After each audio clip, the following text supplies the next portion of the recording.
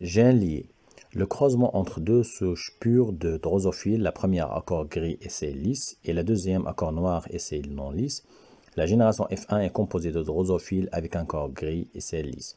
Analysez ces résultats. Il s'agit de dihybridisme à cause de la transmission de deux caractères. La génération F1 est homogène, donc les individus de F1 ont le même phénotype. Par conséquent, la première loi de Mendel est vérifiée et les parents sont de race pure. F1 ressemble à l'un des parents, donc il s'agit d'une dominance absolue. L'allèle responsable de la couleur grise est dominant, l'allèle responsable de la couleur noire est récessif, l'allèle responsable de la forme lisse est dominant, l'allèle responsable de la forme non lisse est récessif. Le deuxième croisement entre un drosophile de la génération F1 et un drosophile avec un corps noir et des cils non lisses. On obtient les résultats suivants. Comment appelle-t-on ce type de croisement?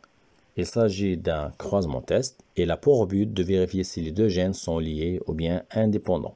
Calculer les pourcentages des résultats obtenus. On obtient les résultats suivants. Deux phénotypes parentaux à pourcentage élevé et deux phénotypes recombinés à pourcentage faible. On déduit que les deux gènes sont liés avec crossing over.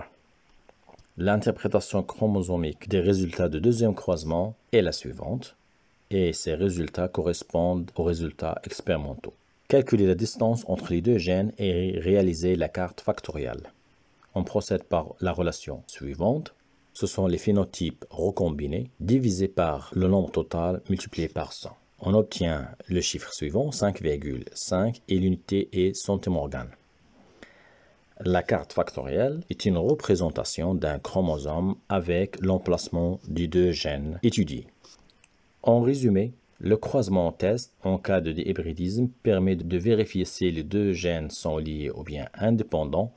Si on obtient 4 phénotypes identiques, on déduit que les deux gènes sont indépendants. Alors quand on obtient 4 phénotypes, cette fois-ci 2 phénotypes parentaux élevés et 2 phénotypes recombinés faibles, on va déduire que les deux gènes sont liés avec crossing over.